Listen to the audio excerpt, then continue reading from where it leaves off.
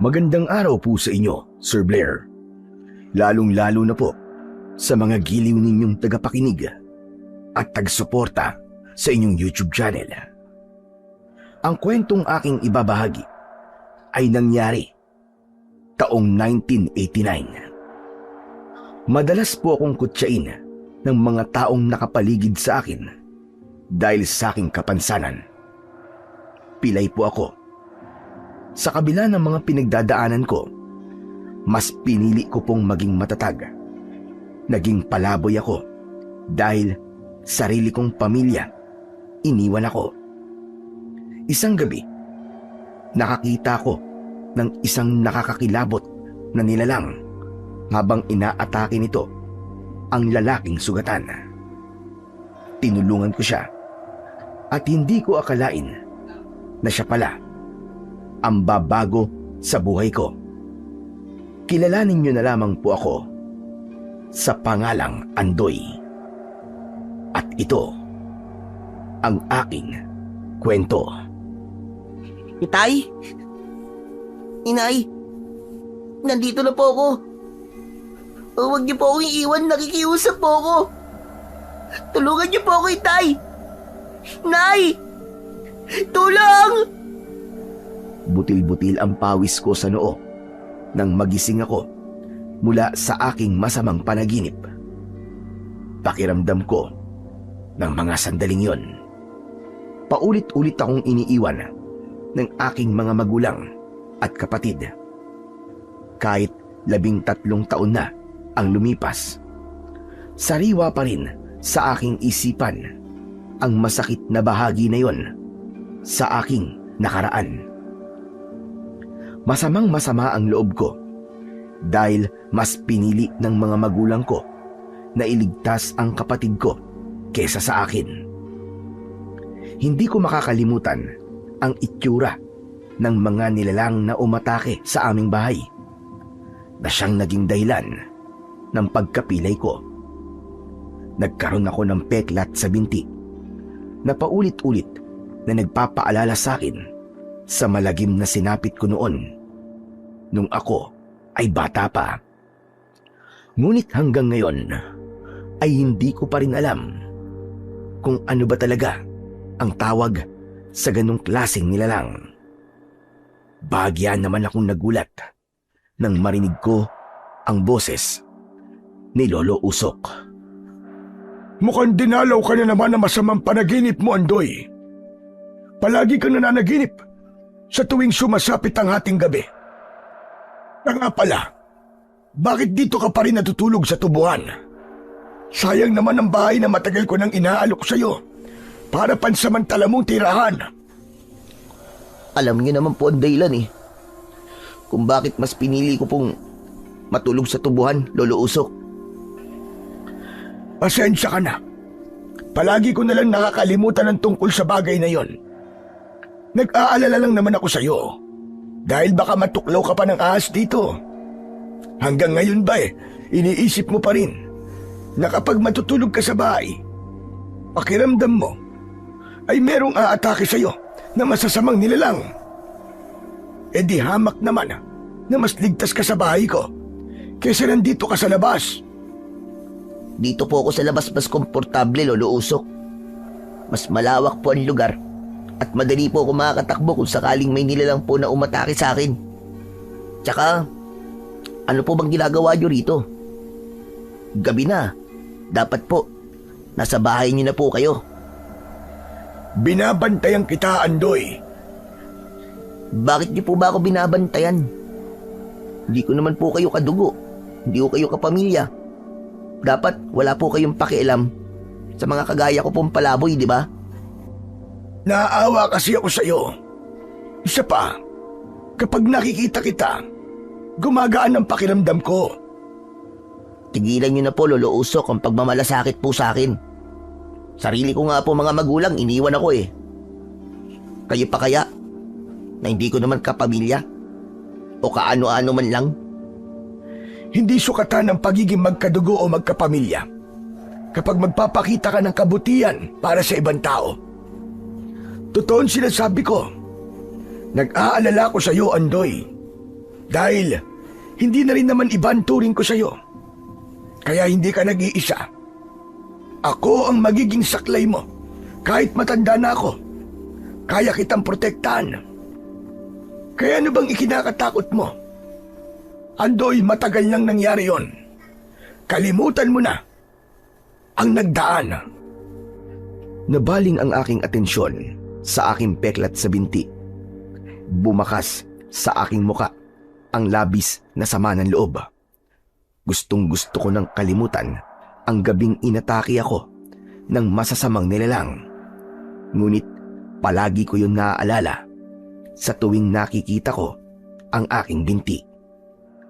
Bakit hindi mo nalang talian ng panyo ang peklat mo sa binti? Nang hindi ka nalulungkot ng ganyan. Tsaka para hindi mo na rin makita. Kahit naman po talian ko pa ng panyo ang binti ko, alam ko pa rin naman sa sarili ko na may kulang sa akin. Wala eh. Malupit ang Diyos sa akin, Lolo Usok. Bakit hindi na lamang po niya ako pinatay, no? Kesa naman magdusa ako ng ganito habang buhay. Hay nako, Andoy. Huwag kang magsalita ng ganyan tungkol sa Panginoon. Naniniwala akong may mga dahilan kung bakit nangyayari ito sa'yo. May dahilan din kung bakit mas pinili ng mga magulang mo na iwanan ka kaysa ang isama ka nila sa pagtakas nila. Baka nga, napahamak sila o di kaya naman ay namatay. Kaya wag mong hihilingin sa Panginoon na sana ay namatay ka na lang. Maraming dahilan para mabuhay, Andoy. Kaya dapat magpakatatag ka. Hindi pa sila patay. Talagang kinalimutan lang nila ako. Biruin nyo, 13 taon na akong naging palaboy sa kalye. Namamalimos ako habang ginagamit ko ang kapansanan ko. Pero ngayon na binata na ako. Imbis na mabawasan ang paghihirap ko, mas lalo lamang po ako nagdudusa. Dahil sa mga tao walang tigil sa pangungutya sa aking kalagayan. May kapansanan na nga ginaganon pa nila. Nagdudusa ka dahil kinukulong mo ang sarili mo sa iyong nakaraan. Masaya mabuhay. Huwag kang panghinaan ng loob. Huwag mong intindihin ang mga nangungutya sa iyo. At hindi magtatagal, magkikita kayo muli ng mga magulang mo kung totoong ang buhay pa sila. Ayoko na po silang pag-usapan. Sige na po, Lolo Usok, umuwi na po kayo. Gusto ko na po magpahinga. O sige, matulog ka na. Pero babantayan muna kita. Kapag nakatulog ka na, saka ko aalis sa tabi mo. Lolo Usok, bakit ba ang bait-bait nyo sa akin? Tapos kapag may nangungutya sa akin, palagi nyo akong pinagtatanggol. Marami naman po kayong apo ah. Bakit ako po pinagtsatsagaan yung alagaan at ipagtanggol? Isang malalim na buntong hininga ang pinakawalan ni Lolo Usok bago niya ako sinagot. Dahil nag-iisa ka, walang nag-aalaga sa iyo. Wala kang pamilya. Ang mga apo ko may pamilya sila. May mga magulang sila na nagmamahal sa kanila. Pero ikaw ay wala. Ewan ko ho sa inyo. Kaya napagkakabalan tayong tunay na maglolo eh. Pati ang apo ninyong si Tasyo nagsiselos na rin sa akin. Dahil sa kabaitan ay pinapakita nyo sa akin. Lalo na kapag nag-aaway kami. Mas kinakampihan nyo po ako kaysa sa kanya na sarili nyong apo. Si Tasyo lang talaga ang naiibang ugali sa lahat ng aking mga apo. Kaya nga madalas kitang binabantayan. Dahil ayokong siya ang maging dahilan para madagdagan ng paghihirap ng kalooban mo.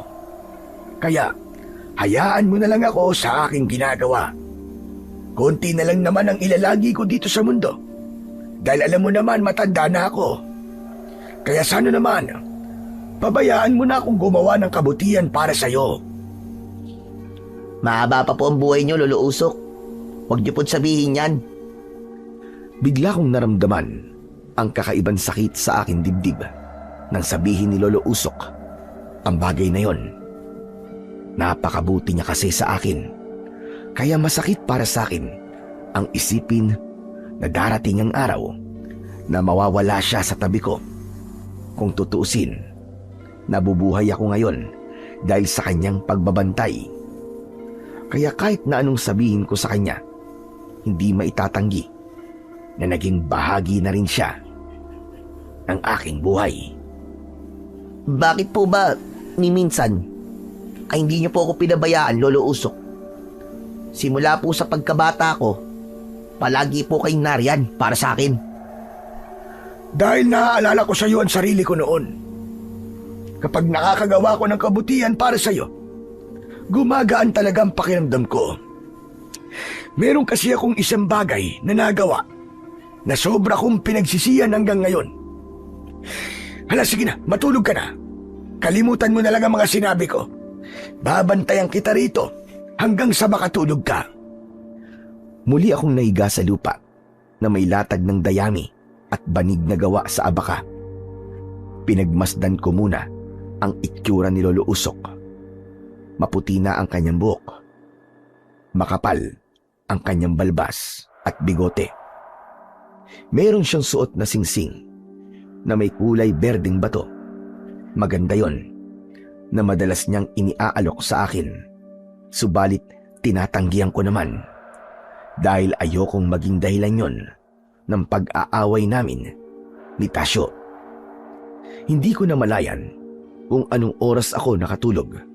Basta nagising na lamang ako sa malakas na tawanan ng mga lalaki sa paligid ko. Nang magmulat ako ng aking mga mata, tumambad sa aking paningin sina Tasyo at ang mga kasama niya. Nagising silang lahat sa akin. Napabalikwas ako ng bangon at nagtataka na napatitig sa mga ito. Teka, anong kailangan nyo? Bakit ganyan kayo makatingin? Bakit may dala kayong aso? Alam mo, hindi ko talaga maintindihan kung bakit hanggang ngayon panay pa rin ang lapit mo kay Lolo Usok. Teka, sandali lang. Wala akong alam sa sinasabi mo, Tasyo. Baka nagkakamali ka lang. Hindi ako nagkakamali. Kitang-kita ko kayo kagabi. Alam mo bang madaling araw nang umuwi si Lolo Usok? Dahil yon sa pagbabantay niya sa'yo. Para kang bata na kailangan pambantayan. Dinaig mo pa ako sa pag-aalaga mo sa lolo ko. Sino ka ba sa inaakala mo, ha? Kaya kumukulo ang dugo ko sa'yo Dahil mang-aagaw ka ng lolo ng may lolo. Wala akong inaagaw sa'yo, Tasyo. Si Lolo Usok ang lumalapit sa akin. Nakita mo naman, di ba? Palagi niya akong pinupuntahan dito. Yun na nga Dito ka natutulog malapit sa bahay namin para magpaawa sa kanya. Alam mo, hindi ko alam yun, ha? Hindi ko alam kung anong pinakain mo kay Lolo Usok para mag-alala siya sa'yo ng gusto. Bigla akong natigilan nang tumahol ang alagang aso ni Tasyo.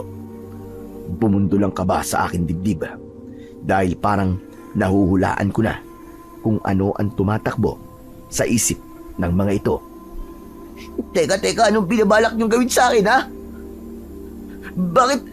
Bakit may kasama kayong aso? Ano ba sa tingin mo ang gagawin ko sa'yo? Ngumisi ng nakakaloko si Tasyo habang ang apat niyang mga kasama ay pinalibutan ako. Paika-ika akong umatras at pinakiramdaman ang kanilang kilos. Kung ano man ang binabalak niyo, ang mabuti pa huwag niyo nang ituloy, nakikiusap ako.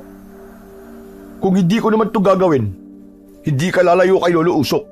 Isa pa, palagi mo na lamang akong pinapaya sa harap ng maraming tao. Lumalabas tuloy na masama ako Samantalang ikaw naman, ang pilay sa ating dalawa. Dapat ikaw ang masama. Baka nga may dala ka pang kamalasan Wala akong dalang kamalasan. Baka ikaw ang may dala ng malas. Ano sabi mo? Ang sabi ko, ikaw ang malas. Isa pa, hindi ako natatakot sa'yo. Tignan na lang natin kung maging matapang ka pa sa gagawin ko. Umalingaw-ngaw ang malakas nilang tawanan habang dinuduro nila ang aking binti. Kahit matagal na nilang ginagawa sa akin ang bagay na yon, ngayon lamang ako nakaramdam ng kakaibang kaba. Kaya naman, nang pakawalan ni Tasyo ang alaga niyang aso na si Tisoy. Bigla kong kumaripas ng takbo habang paika-ika. Sige! Takbo hanggat may lupa! Sige, Tisoy! Habulin mo ang pilantod na yan! Lapain mo hanggat gusto mo! Habang tumatakbo ako, papasok sa taniman ng mga tubo, rinig na rinig ko ang kanilang boses. Sabay-sabay silang nagtatawanan at panay ang bansag sa akin na ako ay isang pilay. Mas lalo kong nilakihan ang aking hakbang para lamang makalayo sa asong humahabol sa akin. Sinuong ko ang makapal na tubuan, kaya ang dahon ng mga ito ay humiwa naman sa aking katawan. Mabuti na lamang at biglang tumigil ang aso. Naupo siya sa lupa habang laylay ang kanyang dila. Huminto ako sa pagtakbo at tinignan ko siya ng mabuti. Tisoy, ganyan nga. Huwag mo akong kakagatin ha. Diyan ka lang. Huwag ka lalapit. Hindi gumalaw ang aso na si Tisoy habang nakatingin lang siya sa akin. Walang bakas ng galit sa kanyang anyo, kaya naman nakahinga ako ng maluwag. Kung ganun, naawa ka sa akin, Tisoy. Hindi mo na ako hinahabol. Hindi mo na ako kakagatin. Umangil si Tisoy at bigla kong kinabahan nang lumapit siya sa akin. Ngunit hindi para kagatin ako, kundi para dilaan ang aking mga paa. Dahil naman sa tuwa ko, niyakap ko siya ng maigpit. Maraming salamat, Tisoy ha. Mabuti ka pa. Alam mo kung anong pinagdadaanan ko. Hala, sige na. Bumalik ka na rin sa amo mo. Baka malaman niya na hindi mo ako totoong kinagat. Baka pati ikaw, saktan ka niya. Inilinga ng aso ang kanyang paningin na para bang naiintindihan niya ang aking sinasabi. May nakita itong ibon na pugo na nagtatago sa tubuhan. Nagulat ako nang bigla niya yung sinunggaban at kinagat sa katawan. Kaya nang magkaroon ng bahid ng dugo ang bibig nito, agad itong tumakbo pabalik sa kinaroroonan ni Tasyo at ng mga kaibigan niya. Mula sa aking kinaroroonan, dinig ko ang masayang boses ni Tasyo. Nasaan ang pilantod na yun, ha, Tisoy? Aba, teka, may dugo ang bibig mo ah. Abay, nakagat mo siya. Tama ba? Magaling, Tisoy, magaling. Magaling ang ginawa mo. Narinig ko na tumahol ang aso na si Tisoy at hindi ako makapaniwala na naisip yon ng isang hayop. Pinagmasdan ko naman ang pugo. Hindi siya tuluyang namatay dahil mababaw lang naman ang sugat na tinamo niya. Maya-maya pa ay narinig ko ang boses ni Lolo Usok. Kausap niya si Tasyo. Galit na galit ito habang hinahanap ako. Nasaan si Andoy? Anong ginawa niyo sa kanya, ha, Tasyo? Nasaan si Andoy? Aba, malay ko ba kung nasaan ang pilantod na yun? Tsaka hindi naman ako hanapan ng nawawalang pilay ah. Hindi ako nakikipagbiruan sa iyo, Tasyo. Nasaan si Andoy? At anong ginawa niyo sa kanya? Pwede ba, Lolo Usok? Tigilan niyo na nga ang paghanap sa walang kwentang pilay na yun. Ay nako, pambira naman talaga, oo. Nakakainis na kayo eh. Ako ang apo niyo ah. Ako ang dapat na inaalala niyo at hindi ang pilantod na yun. Mas inaalala ko si Andoy. Dahil alam ko na pinaglaruan niyo na naman siya. Narinig ko na biglang tumigil sa pagsasalita si Lolo Usok. Teka, abat may dugo ang bibig ni Tisoy. Huwag mo sabihin. Wala na si Andoy mo, Lolo Usok. Nilapa na siya ng alaga kong si Tisoy. Pagkasabi ni Tasyo ay wala na akong narinig na boses na nagsalita. Ang narinig ko na lamang ay ang mabigat na yabag ng mga paa na papalapit sa aking kinaroroonan. Teka. Hindi ako dapat makita ni Lolo Usok. Baka malaman ni Tasyo na hindi naman ako totoong kinagat ni Tisoy. Inilinga ko ang aking paningin sa paligid. at naghanap ako ng makapal na puno ng tubo. Doon ako dumapa at nagtago habang hinihintay ang pagdating ni Lolo Usok. Pagtapat niya sa aking pinagtataguan, inilinga niya ang kanyang paningin sa buong paligid. Diyos ko, wala po sanang nangyaring masama kay Andoy. Bumaling si Lolo Usok sa kabilang direksyon ng daan at nagsimula ng tumakbo habang tinatawag niya ang pangalan ko. Nakuyom ko ang aking mga kamao dahil pakiramdam ko naging duwag ako. Maya-maya pa, bumangon ako mula sa aking pagkakadapa at naupo sa lugar na aking pinagtataguan. Kinapa ko ang aking bulsa na mayroong pang natitirang tinapay. Kinain ko yun at napatanaw ako sa malayo. Sinasabi ko na nga ba't naririto ka lang?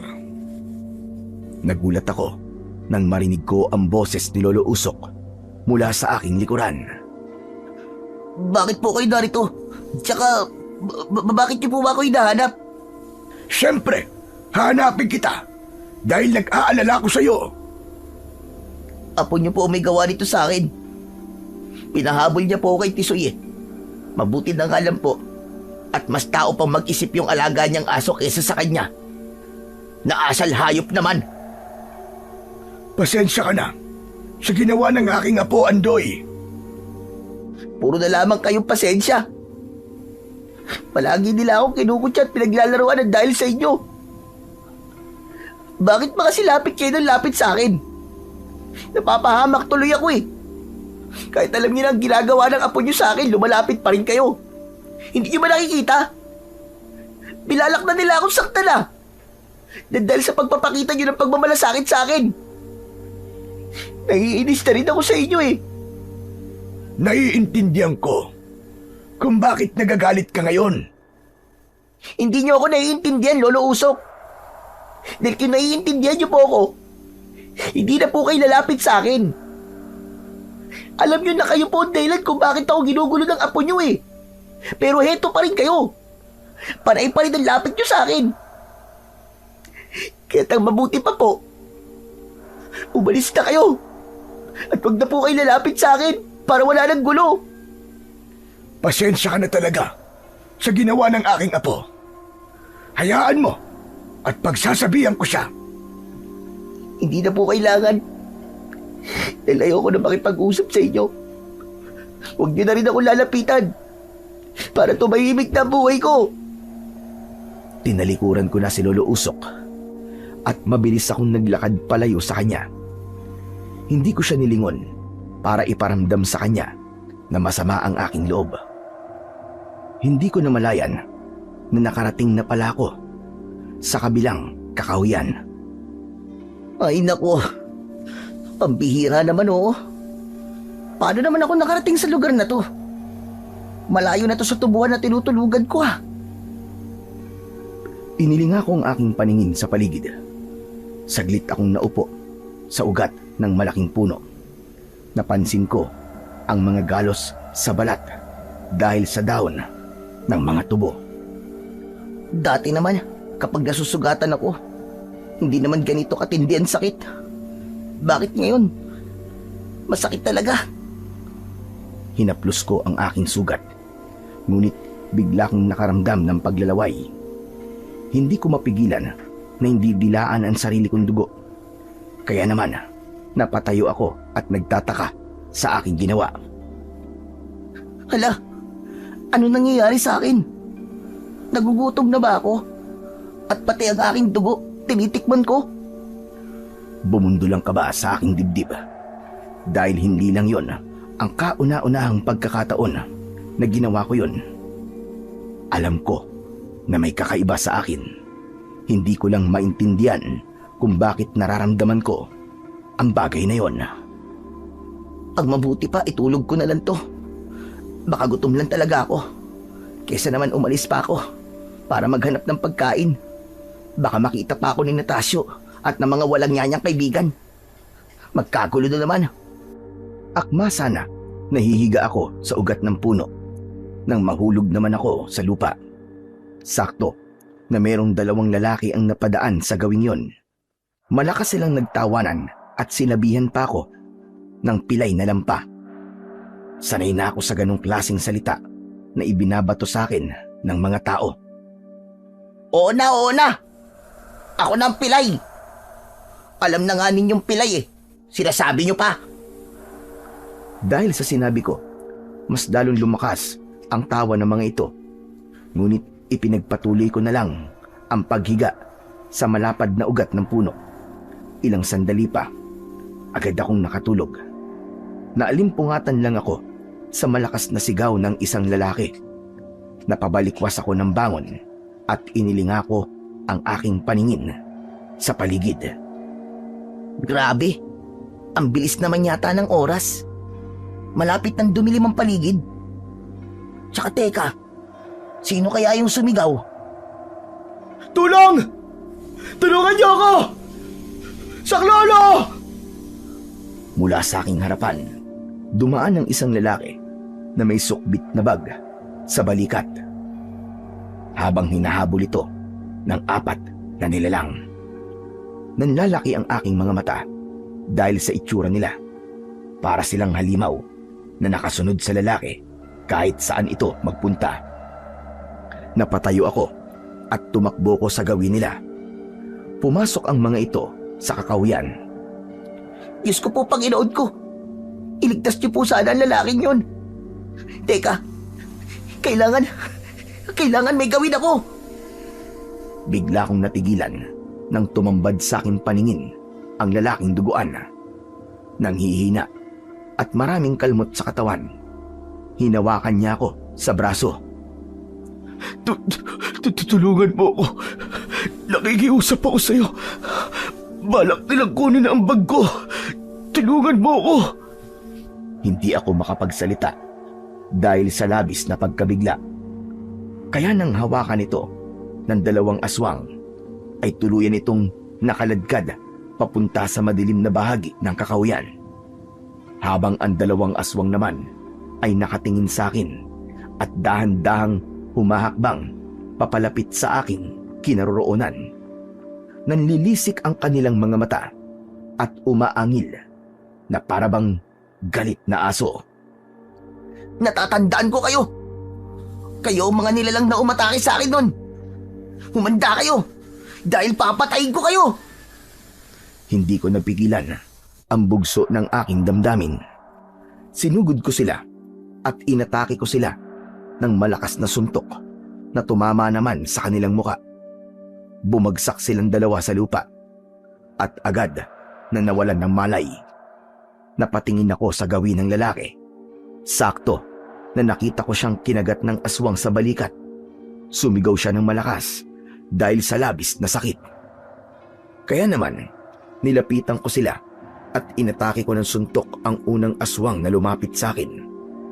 Tinamaan ko siya sa muka. Pasadsad siyang bumagsak sa lupa. Sunod naman na umatake ay ang isa pang aswang. Gamit ang kanyang kuko, nakaiwas ako at gumanti ako sa kanya ng isang malakas na sipa na tumama naman direkta sa kanyang dibdib. Tumalsik siya at hindi na nakabangon. Teka, bakit parang ang lakas ko yata? Nagawa ko silang pabagsakin ng isang suntok lang. Paano naman nangyari yun? Maya-maya pa ay bigla kong naalala ang lalaki. Pagtingin ko sa gawin niya, nawalan na to ng malay. Kaya naman, agad ko siyang nilapitan at binuhat para mailayo sa lugar na yon. Anak naman ng putya, oo. Saan ko naman kaya siya pwedeng dalhin? Wala naman ako sariling bahay. Ayoko namang humingi ng tulong kay Lolo Usok. Nako, paano kaya to? Anong gagawin ko? Saglit akong nagpalinga-linga sa paligid upang maghanap ng pansamantalang masisilungan. Naramdaman ko ang pag-agos ng mainit na likido sa aking dibdib mula sa sugat ng lalaki. Lagot, hindi tumitigil ang pag-agos ng kanyang dugo mula sa sugat niya sa balikat. Idagdag pa ang mga kalmot niya sa katawan. Diyos ko, Kayo na po sana ang bahala sa kanya. Ituro niyo po rin sa akin kung saan po kami maaaring tumigil. Paika-ika akong tumakbo habang pasan ko ang lalaki sa aking likod. Maya-maya pa ay nakita ko ang malaking puno ng dao. Ibinaba ko siya sa lupa at humanap ako ng damong bag-angan o paragis. Mabilis kong binunot yon at dinikdik ang mga dahon. Ang katas ay ipinatak ko sa sugat ng lalaki. Pasensya ka na. Wala akong alam sa mga gamot eh. Ginawa ko lang sa'yo ang gamot na madalas kong inilalagay sa sugat ko. Pagkatapos kong gamutin ang sugat niya, tinignan ko ang laman ng kanyang bag. Binuksan ko yon at tumambad sa aking paningin ang iba't ibang klase ng garapon na mayroong laman na iba't ibang kulay rin na likido. Teka, ano kaya to? Tsaka, bakit parang pinag-aagawan ito ng mga nilalang na yung kanina? Sa tingin ko mahalaga to. Kaya halos ibuwis niya ang kanyang buhay para dito. Natigilan ako nang biglang umungol ang lalaki at mahinang nagsalita. Mga gamot yan. Gamitin mo ang kulay pulang garapon para sa lahat ng mga sugat ko. Ha? Anong gagawin ko sa garapon? Ipatak mo sa aking mga sugat ang laman niyan. Bilisan mo pakiusap bago pa ako mahawa ng aswang. Oh, sige. Gagawin ko na. Nanginginig ang aking mga kamay nang buksan ko ang takip ng garapon. Ipinatak ko ang laman nun sa kanyang mga sugat. Napangiwi naman siya sa sobrang sakit. Tinawag mo bang aswang ang mga hayop na umatake sa ating kanina? Sigurado ka ba na aswang ang tawag sa kanila? O baka naman, nagkamali lang ako ng pagkakarinig? Hinintay ko ang sagot ng lalaki, ngunit tuluyan na siyang nawalan ng malay. Pagkatapos kong malinisan ang kanyang sugat, nagpahinga na rin ako sa kanyang tabi at agad na nakatulog. Kinabukasan ay nagisnan kong nakaupo na ang lalaking iniligtas ko. Nakatitig siya sa akin. Mabuti naman at gising ka na. Kumusta na ang pakiramdam mo? Ayos na ang pakiramdam ko. Mabisa ang gamot na inilagay mo sa aking mga sugat. Salamat nga pala sa pagtulong mo sa akin, ha. Teka, mukha yatang hindi ka taga rito. Tama ka. Hindi nga ako taga rito. Napadpad ako rito para magtago sa mga aswang na humahabol sa akin. Hinahabol ka ng mga aswang? Nako, talaga palang hindi ako nagkamali ng pagkakarinig kagabi. Aswang nga ang mga nilalang na umatake sa ating kagabi. Kung ganun, anong uri sila ng aswang? Sila ang mga aswang na sigbin. Alaga sila ng supremo ng mga aswang na balak kunin ang nagawa kong gamot laban sa kanila. Isang gamot na tinatawag kong bertud ng katas ng sambong. Teka, sandali lang ha. Medyo hindi gumagana ang isip ko ngayon eh. Hindi ko naiintindihan ang sinasabi mo. Una, ay nabanggit mo ang tungkol sa mga aswang na sigbin. Ngayon naman, ay ang tungkol sa bertud ng katas ng sambong. Ano ba talaga gusto mo sabihin sa akin? Ang mga sigbin ay alagad ng supremo na nagbenta ng kaluluwa sa hari ng kadiliman. Pumapatay sila ng mga albularyong kayang magpagaling sa hawa ng aswang. Dahil magiging bantayon sa paggasik nila ng lagim at pagpapalakas ng kanilang puwersa. Kung ganun, isa kang albularyo? Oo. Albularyong nakatuklas ng kakaibang gamot na makakatalo sa kanilang kamandag. Sa pamamagitan ng bertud ng katas ng sambong, matatanggal ang hawa nila sa kanilang biktima. At kapag nangyari yon, mapipigilan ko ang pagdami ng kanilang mga alagad. Pero, bakit dito ka pumunta? Baka madamay kami sa problema mo na yan. Ako nadamay sa problema ng lugar niyo. Dahil dito talaga nagsimula ang mga sigbin. Bago sila lumipat sa baryo namin. Nangyari yon dahil sa kaduwagan ng isang manunugis ng aswang. Ha? Nakakatuwa naman. Manunugis ng aswang pero duwag. Para bang ang hirap naman yata na paniwalaan nun. Walang mahirap paniwalaan. Kung makikita mo lang ang itsura ng kanilang supremo, para ka na rin nakaharap sa demonyo. Siya ang nag-uutos sa mga sigbin na umatake sa mga tao sa baryo na mapipili nilang sakupin. Kahit mukha pa siyang demonyo, hindi ako matatakot sa kanya. Isa pa, kapag sinalakay nilang baryo namin, ako mismo makakalaban nila. Hindi ko nakakalimutan na sila ang sumira sa pamilya at buhay ko. Huwag kang magsalita ng ganyan. Lalo na at hindi mo pa nakakaharap ang supremo nila. Siya nga pala, may dala akong pagkain dito. Baka gusto mo. Mukha kasing palaboy ka at wala kang matutuluyan. Palaboy ka dyan. Paano mo naman nalaman yon? Kung may bahay ka kasi, hindi tayo matutulog sa gubat na to. Hindi mo ako dito dadalhin. Kaya wag mo nang itanggi na hindi ka palaboy. Mabilis kong nalalaman ang estado ng isang tao batay sa kanyang suot at kilos. Estado kapag nalalaban dyan. Pareho naman tayong palaboy Wala ka rin naman bahay na matutuluyan Ngumiti ang lalaki na nakilala ko sa pangalang Hector. Pasimple ko siyang pinagmasdan at para bang magaan ang loob ko sa kanya kahit may konting kayabangan ito.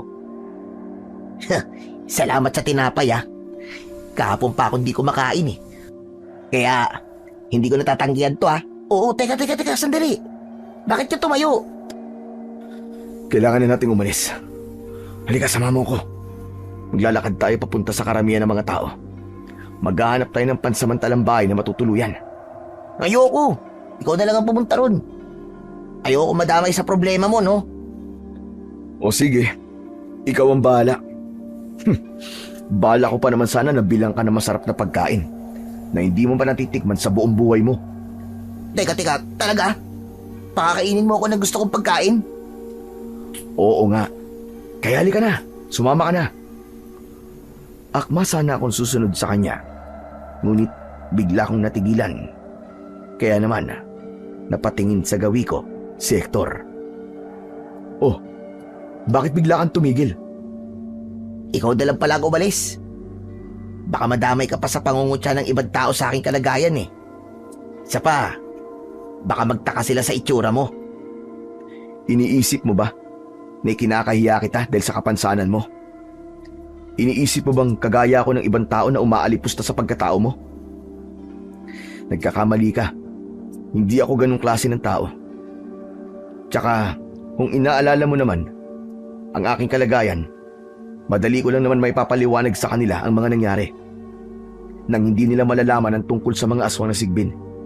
Isa pa, kapag nalaman nila na isa akong mahusay na albularyo, baka pagkaguluhan pa nila ako. Ngayon lang ako nakakita ng albularyong mayabang Hindi ako mayabang. Sinasabi ko lang kung ano ang totoo.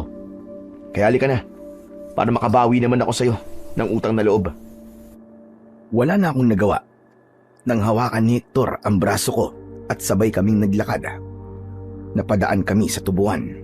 Sakto na naroroon si Lolo Usok. Abay, sino ang kasama mo, Andoy? Mukhang hindi siya taga rito. Isa pa, bakit ganyan ang itsura ninyo? Siya po si Hector, Lolo Usok. Hindi po siya taga rito. Naligaw lamang siya. Hinabol po kasi siya ng baboy ramo. Tinulungan ko po siya. Bakit hindi naman yata kagat ng baboy ramo ang nakikita ko sa balat niya? Para bang nanggaling sa kalmot ng kuko. Gasgas lang po to mula po sa mga kahoy na tumama sa aking katawan. Tumakbo po kasi kami, kaya nagkaganito po ang balat ko. Mawalang galang na nga po pala sa inyo, Lolo. Saan po ba ako pwedeng makahanap ng kubo rito na pwede kong upahan? Nako, ay wala kang mahanap na bahay rito na mauupahan. Hindi uso yun sa lugar namin. Pero kung gusto mo, may kubo ko rito. Malapit dun sa tubuan. Yun nga lang, Wala kang kapitbahay at masyadong tahimik. Mas maganda nga po na walang kapitbahay. Gusto ko rin po ang tahimik ang paligid. Para maayos po akong makapanggamot sa mga tao. Aba teka, manggagamot ka ba iyo? Opo, isang mahusay po na manggagamot. Tumawa ang matanda sa himig pagyayabang ni Hector. Napapailing naman ako habang nakatingin sa dalawa. Halika, sasamahan kita sa magiging bahay mo. Libre na lang yon para sa'yo. Kesa naman walang nakatira at masira lamang. Mabuti na yung may taong mag-aalaga sa kubo ko. Teka, sandali lang, Hector.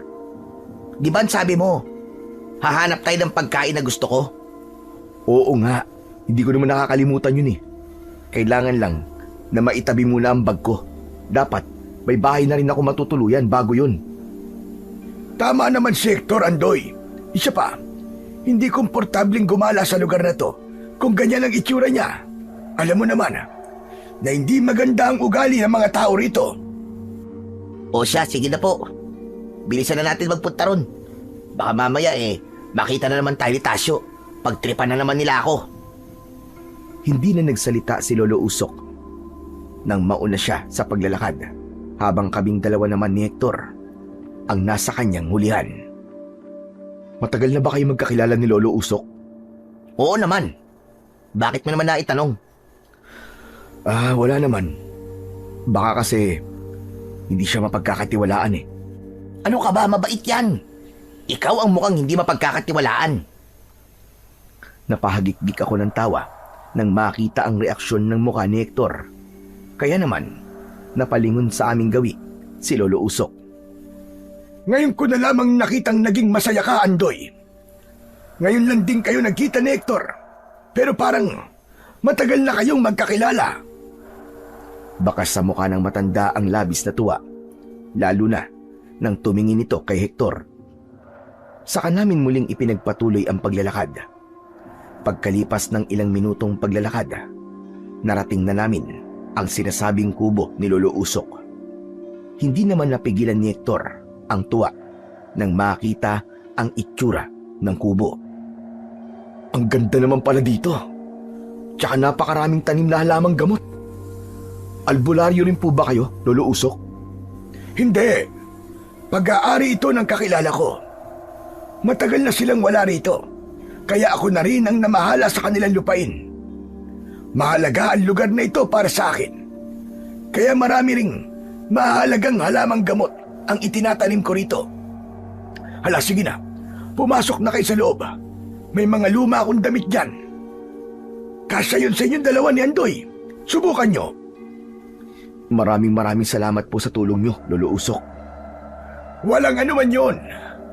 O, ikaw naman, Andoy. Ikaw nang bahala sa bisita mo, ha? Magpalit ka na rin ng damit. Pangatlong araw na yata ang suot mong damit na yan.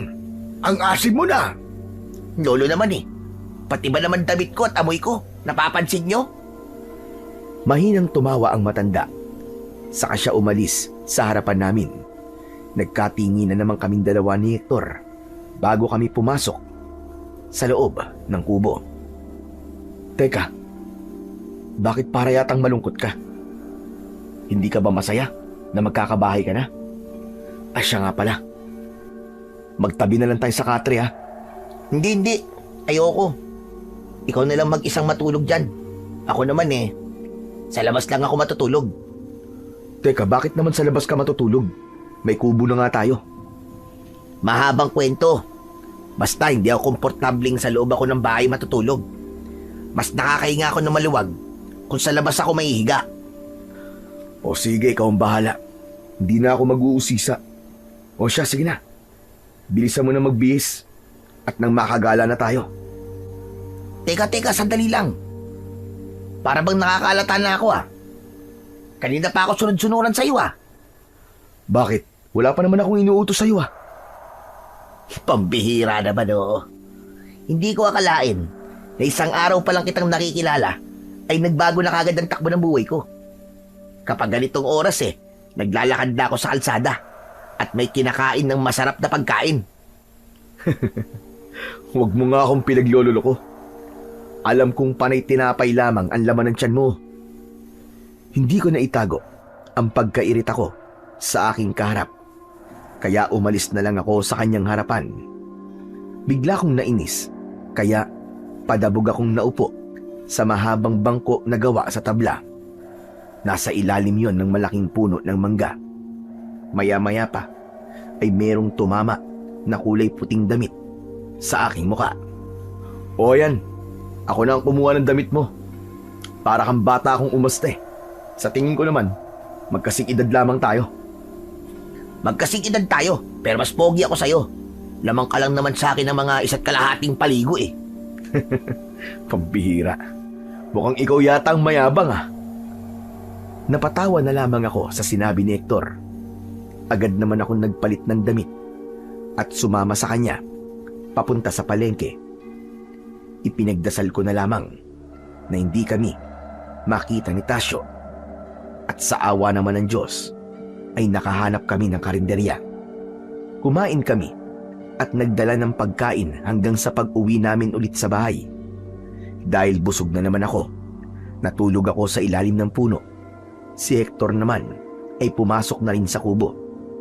Pagsapit ng hating gabi, dinalaw ulit ako ng masamang panaginip. Huwag! Huwag niyo akong iiwan! Huwag kayong umalis, huwag!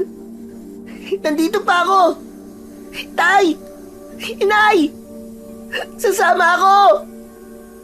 Habol ang aking hininga nang mapabalikwas ako ng bangon. Butil-butil din ang pawis ko sa aking noo. Napalunok ako ng laway at nakaramdam ako ng init sa paligid. Inilinga ko ang aking paningin. Madilim at tahimik ang lugar na aking kinaroroonan. Maya-maya pa ay merong kumate sa leeg ko. Kinamot ko yon. Pero agad din akong napangiwi dahil sa sakit. Napatayo ako sa labis na gulat. Diyos ko! Ano to? Bakit mahaba ang aking mga kuko? Pinagmasdan ko ang aking mga daliri sa kamay, maging sa aking mga paa. Tumambad sa aking paningin ang kulay itim at matutulis kong mga kuko. Sa aking balat naman, tumubo ang malago kong balahibo na parabang balahibo ng kambing. Hindi. Hindi maaari ito. Anong nangyayari sa akin? Napaatras ako ng hakbang dahil sa labis na takot. Maya-maya pa, biglang kumalam ang aking sikmura at hindi ko mapigilan ang aking sarili. Gusto kong tumakbo sa kakahuyan para lumantak ng hilaw na karne ng hayop. Namalayan ko na lang na tinatahak ko na ang daan papunta sa kagubatan. Lumiwanag ang aking paningin kahit madilim ang paligid. Wala akong pakialam sa aking itsura dahil mas gusto kong mapawi ang aking gutom. Ayun! May usa! Mas lalo kong natakam nang makita ko ang usa na abala sa pagsabsab sa damo. Agad ko yung sinunggaban at binali ang kanyang leeg. Tuluyan ko nang hindi napigilan ang aking sarili. Kinagat ko siya sa kanyang leeg at sinipsip ko ang kanyang dugo. Piniga ko ang kanyang katawan at narinig ko ang tunog ng pagkadurog ng kanyang mga buto. Kahit nagtataka ko sa mga nangyayari, hindi ko naman maintindihan kung bakit halos ayaw kong tigilan ang katawan ng kawawang usa. Ang sarap naman ito! Walang kasing sarap! Malinam naman kanyang bituka. Malamis-namis naman ang kanyang dugo.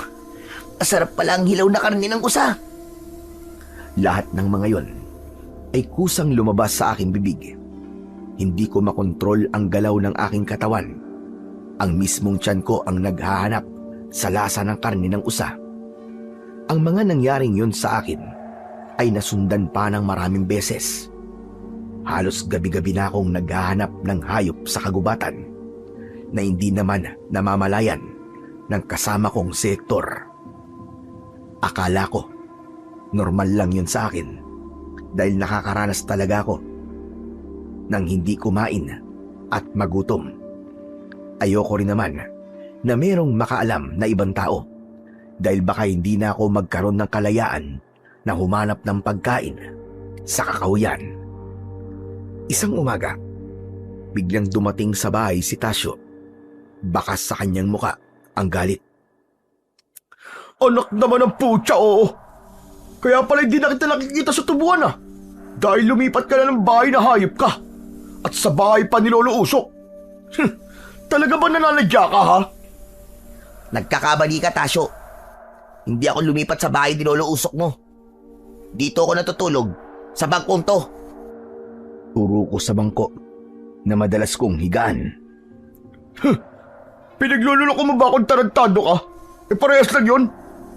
Dahil sa sinabi ni Tasyo, agad na kumilos ang kanyang mga kaibigan para pagtulungan akong hawakan sa tigkabilaan kong braso. Ano ba? Bitiwan niyo ako. Ano bang kasalanan ko sa inyo? Bakit ba palagi niyo na lamang akong ginugulo? Bitiwan niyo ako! Nagtanong ka pang hayop ka? Sino ba pinagbabalaki mo ha? Baka gusto mong ipaing kita sa aswang na pumatay sa mga usa sa gubat. Ano? Aswang sa gubat? Oo, aswang sa gubat. Alam mo, naisip ko na maganda yata para magkaroon ka ng silbi. Ipaing ka na lang namin sa aswang. Para mahuli na ng mga tanod at ni Kapitan ang lintik na halimaw na namiminsala sa gubat. Wala akong alam sa aswang na yun. Kaya bitiwan niyo na ang braso ko. Bitiwan niyo ako! Wala ka talagang kadalaan, hayop ka. Gusto mo yata talaga masaktan eh.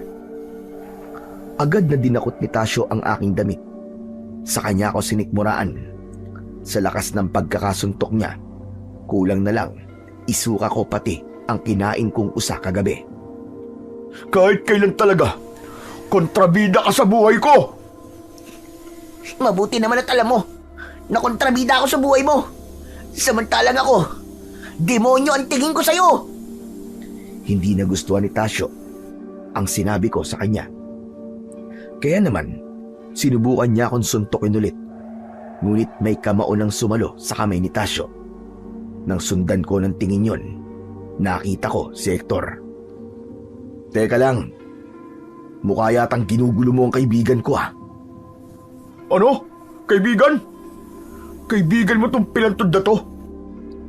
Sino ka ba ha? Bakit ka nakikialam dito? Ako lang naman ang hahatol sa kasamaan mo. Hindi ko inaasahan na biglang susuntokin ni Hector ang mukha ni Tasyo. Nabitiwan niya ako at bumagsak siya sa lupa. Umatake ang apat nitong mga kasama, pero sinalubong sila ng mga malalakas na sipa ni Hector. Sabay-sabay silang bumagsak sa lupa. Gulat na gulat ako dahil hindi ako makapaniwala sa nakita ko. Wow! Grabe, lupit mo, Chong! Para ako nanonood ng pelikula ni Tony Pereira. Mahusay ka palang makipaglaban, Hector! Di naman masyado. Nagkataon lang na baraad tong umaapi sa'yo. Ano ka mo? Baraad! Lintik ka! Pinagbigyan lang kita! Agad na bumangon si Tasyo at inatake niya ng suntok si Hector. 2 beses itong nagpakawala ng suntok, ngunit naiwasan yon ni Hector. Gumanti ng sipa si Hector. 2 beses na tumama ang paa niya sa katawan ni Tasyo. Kaya bumagsak ulit ito ng pasadsad sa lupa at tuluyan nang nawalan ng malay. Sa takot naman ng mga kabarkada ni Tasyo, kumaripas ang mga ito ng takbo at hinila nila ang walang malay na si Tasyo. O ano? Ano kayo ngayon? Lumabang kayo kay Hector! Ha! Siya lang pala ang katapat niyo eh! Mga duwag! Mga duwag! Pagmamayabang ko, habang sumisigaw, nahabol sila ng tingin. Inawat naman ako ni Hector sa pamamagitan ng pagtapik niya sa aking balikat. Tama na, awat na! Wala na sila oh! Hindi ka naguguluhin ng mga yon. Pambihira ka naman, Hector, oh. Ayos ka. Huh, ginulat mo ako dun, ah. Akala ko ba, wala kang alam sa pakikipaglaban. Eh, ang galing-galing mo kanina, para kang action star. Tapos, nung una tayo nagkita takot na takot ka. Sino ba naman kasi ang hindi matatakot May sugat na ako gawa ng aswang. Hindi mo ba alam na wala akong kinakatakutan? Pero sa hawa ng aswang takot ako. Dahil ayoko maging isang halimaw. Isang halimaw na kinatatakutan ng mga tao. Kaya nga nagpursige ako na gumawa ng bertud ng sambong para wala nang mahawa ng aswang. Bigla akong natigilan sa sinabi niyo ni Hector. Sa ilang araw naming pagsasama ay magaan na kagad ang loob ko sa kanya. Ngunit pagkatapos kong makita ang kakaibang galing niya sa pakikipaglaban, natitiyak ko na hindi siya ordinaryong albularyo. At delikado ko sa kanya dahil anumang oras kapag nahuli niya ako, baka siya pa ang maging kalaban ko. Kanina, narinig ko na binanggit ni Tasyon tungkol sa aswang sa gubat. Totoo kaya yun? Kasi ang alam ko, sa nilalang na kumakain ng hayop ay hindi pa ganap na aswang, kundi may hawa lang siya ng aswang. Anong ibig mo sabihin? Meron pa akong isang dahilan kung bakit ako nandito. Yun ay ang maghanap ng mga tao na may hawa ng aswang. Ang sabi kasi sa akin ng nanay ko, na dating albularya, lumalabas ang sintomas ng hawa ng aswang kapag 13 taon na ang lumipas mula nang makagat siya. Dapat bata yun. Pero kung matanda na ang makakagat, mabilis na lumilitaw ang sintomas. 2 hanggang 3 araw lang, makikita na ang pagbabago. Teka, ang ibig mo ba sabihin kapag bata ang nakagat ng aswang, 13 taon muna ang magdadaan bago makita ang sintomas, ganun ba? Tama ka. At hindi agad-agad siya magagamot. Aabot ng ilang araw ang gamutan. Tapos dapat tuloy-tuloy ang pagpapainom ng bertud. Nang mga oras na yon, ay nahulog ako sa malalim na pag-iisip. Dahil sigurado na ako sa akin sarili na may hawa ako ng aswang. Hector, anong binabalak mong gawin? Kailangan kong magmatsyag sa paligid. Kailangan kong maging alerto dahil mahirap na. Baka mamaya niyan matuntun ako ng supremo ng mga aswang at malagay sa paganib ang buhay ko. Pati na ang buhay mo, Andoy. Magsasalita pa sana ako nang biglang dumating si Lolo Usok. Pawisan siya at habol ang sariling hininga. Diyos ko, Hector! Bilisan mo! Kailangan ko tulog mo! Ho? Bakit to? Ano po ba nangyari? Marami ang patay sa barangay hall at marami rin ang sugatan na kailangan mo ring gamutin. Kaya halika na.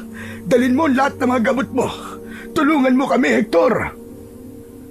Bumakas sa mukha ni Hector ang pag-aalala bago siya pumasok sa loob ng kanyang silid. Pagbalik niya, dala na niya ang kanyang bag. Napilitan naman akong sumunod sa kanila para malaman ko kung ano ang nangyari sa mga sugatan. Pagkalipas ng ilang minutong paglalakad, narating na namin ang barangay hall. Bumungad sa amin ang ingay ng mga pamilyang nawalan ng kaanak. Merong nagwawala dahil sa labis na galit. Ang iba naman ay nakikipag-usap sa mga pulis. Nilapitan ni Hector ang isang lalaking sugatan. Meron itong malalim na kagat sa balikat at braso. Halos hindi rin mabilang ang kalmot nito sa balat. Huwag ka munang gumalaw para maiwasan ang pagdurugo. Agad na pinatakan ni Hector ng gamot ang mga sugat sa katawan ng lalaki. Namilipit ito sa labis na sakit at ikinuwento niya ang mga nangyari. Hector, ano sa palagay mo nangyari dito? Hindi kaya sinalakay sila at inatake ng mga aswang para palabasin ako sa aking pinagtataguan. Dahil sa sinabi ni Hector, mabilis akong napalinga sa paligid. Saka ako lumapit sa kanya. Kung ganun, isa tong patibong? Tama ka, Andoy. Para mahuli nila ako. Tatapusin ko lang ang panggagamot ko sa kanila at aalis kagad ako rito. Dahil sa sinabi ni Hector, tinulungan ko na siya sa panggagamot. Tiniis ko ang nararamdaman kong pagkatakam sa dugo. Nanginginig ang aking mga kamay na hindi ako makahinga. Napansin ko naman na masama ang tingin sa akin ni Lolo Usok. Bigla ang pagbundol ng kaba sa aking dibdib. Diyos ko, hindi kaya may napapansin na sa akin si Lolo Usok? Huwag naman sana. Ibinaling ko sa ibang direksyon ang aking paningin. Mabuti na lamang at malapit nang matapos si Hector sa kanyang panggagamot. Kaya naman, nauna na akong umuwi sa kanya. Kalat na rin ang dilim sa paligid nang makarating ako sa bahay. Maya-maya pa ay narinig ko na ang boses ni Lolo Usok mula sa aking likuran. Andoy! Sandali lang. Bigla kong huminto. Pagkatapos ay humarap ako sa kanya. Hindi ako makatingin ng diretso sa kanya. Alam kong sobra na ang gagawin kong pangingailam sa buhay mo. Ngunit, nag-aalala ako sa iyo. Bakit po, Lolo Usok? Sagot ko habang mabilis ang tibok ng puso ko dahil sa pag-aalala. Ayokong malaman ng matanda na meron akong hawa ng aswang dahil baka isipin niya na ako ang pumatay sa mga tao. Alam kong may matindi kang pinagdadaanan. Kakaiba ang kulay ng iyong mga mata. Ang iyong lakad, hindi na masyadong paika-ika. Ganun po ba? Ginamot po kasi ako ni Hector. Hindi mo ako maluloko, Andoy. Alam ko na ang kilos mo at kabisado na kita. Sigurado ako, may hawa ka ng aswang. Napatitig ako sa mukha ng matanda. Hindi ako makapaniwalang alam ni Lolo Usok ang mga nangyayari sa akin. Alam kong nagulat ka sa mga sinabi ko. Matagal ko nang alam na may hawa ka ng aswang. Dahil nakagat ka sa binti mo nung bata ka pa. Alam ko rin na hindi ikaw ang pumapatay sa mga tao. Dahil kasama mo ko sa tuwing pumupunta ka sa gubat. Ako ang nagbibigay sa iyo ng pagkain para hindi ka tumikim ng karne ng tao. Mas lalo ako nagulat sa sinabing yon ni Lolo Usok. Teka, ano pong ibig niyong sabihin? Matagal na akong nagbabantay sa iyo. Nang una, na lumabas ang sintomas, wala kang naaalala sa tuwing kumakain ka ng hilaw na karne. Kaya hindi ka nagugutom dahil ako mismo nagpapakain sa iyo. Pero ngayon, malinaw na ang isip mo. Alam mo na ang nangyayari sa iyo. Biglang nanghina ang tuhod ko sa aking mga narinig mula kay Lolo Usok. Napaupo ako sa bangko at naluluha ang aking mga mata dahil sa aking mga natuklasan. Pero huwag kang mag-alala, Andoy. Ginawa ko ang lahat para maprotektahan ka. Kaya matagal ko nang inaalok sa iyo ang aking singsing na may mutya ng mata ng musang. Nang sa ganun, magkaroon ka ng proteksyon at may tago ang iyong anyo bago ka pa maging ganap na aswang. Ano? Ganap na aswang? Magiging aswang ako, Lolo Usok? Oo, kapag hindi ka naagapan, bago sumapit ang bilog na buwan, tuluyan ka ng magiging aswang na sigbin. Mawawala ka sa iyong sarili at magiging sunod-sunuran ka na sa iyong supremo. Ngunit kung suot mo ang aking singsing, kahit papano, mapipigilan ang pagkalat ng hawa ng aswang sa buong katawan mo at maitatago nito ang tunay mong pagkatao. Diyos ko, bakit po ito nangyayari sa akin? Dahil alam ng Diyos na kaya mo. Tandaan mo, walang ibinibigay na pagsubok ang Panginoon na hindi kayang solusyonan. Hinubad ni Lolo Usok ang kanyang singsing at iniabot niya yun sa akin. Pinagmasdan ko yun bago ko hinawakan. Kumislap yun at napatingin ako sa matanda. Sige na, isuot mo na yan. Talagang para sa iyo ang singsing na yan. At bukod dyan, magtataglay ka ng kakayahan ng isang musang. Imbis na aswang, magiging isa kang mabangis na musang na magiging tagapagligtas ng mga taong mabibiktima ng mga aswang na sigbin. Isinuot ko ang singsing sa aking hintuturong daliri. Nang naramdaman ko ang lamig ng singsing sa aking balat, biglang nanakit ang aking mga mata dahil sa malakas na liwanag na lumabas roon. Manginginig ang katawan at kalamnan mo dahil sa epekto ng malakas na puwersa ng kapangyarihang taglay ng mutya. Magiging matalas ang iyong paningin, pakiramdama at bibilis ka sa pagkilos.